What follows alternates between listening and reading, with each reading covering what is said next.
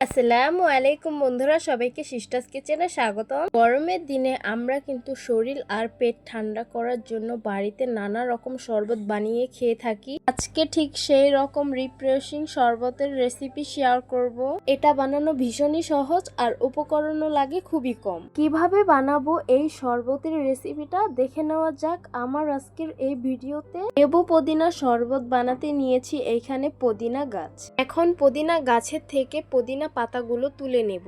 এখন তো বাজারে প্রচুর পরিমাণে পুদিনা পাতা পাওয়া যাচ্ছে। আপনারা কিন্তু অবশ্যই এই শরবতের রেসিপিটা বানাতে পারেন। পুদিনা পাতাগুলো সুন্দর করে ধুয়ে নিয়েছি, 2-3 মুঠ হবে। এখন একটা ব্লেন্ডার জার নিয়ে নিয়েছি। ধুয়ে রাখা পুদিনাগুলো ব্লেন্ডার জারে দিয়ে দিব। 1 চা চামচ বিট লবণ দিয়ে দিব, সামান্য সাদা পানি দিয়ে দিব। তারপর পুদিনা পাতাগুলো সুন্দর করে ব্লেন্ড করে নিব। আপনারা তো দেখতেই পাচ্ছেন পুদিনা পাতাগুলো কি সুন্দরভাবে ব্লেন্ড করে নিয়েছি। পুদিনা পাতার রসগুলো আমি অফ ক্যামেরায় সুন্দরভাবে ছেঁকে নিয়েছি। পুদিনা পাতার রসগুলো ছাকাটাই আমি বেটার মনে করি। ছোবার মতো একটা থাকে না, সেগুলো বের হয়ে যাবে, তাহলে খেতে খুবই স্বাদ লাগবে। একটা পাত্রে এখন পরিমাণ মতো লেবুর রস চিপড়ে দিব, পরিমাণ মতো ঠান্ডা পানি দিয়ে দিব, চিনি দিয়ে বানিয়ে রাখা ক্যারামেল দিয়ে দিব। আপনারা চাইলে এখানে মধুটাও ব্যবহার করতে পারেন, আমার কাছে ছিল না তাই দেইনি। ব্লেন্ড করে রাখা পুদিনার রস দিয়ে দিব, তারপর একটা চামচের সাহায্যে এটাকে ভালোভাবে মিশিয়ে নিব। পরিমাণ মতো 7 আপ দিয়ে দিব, তারপর এটাকে ভালোভাবে গুলিয়ে নিব।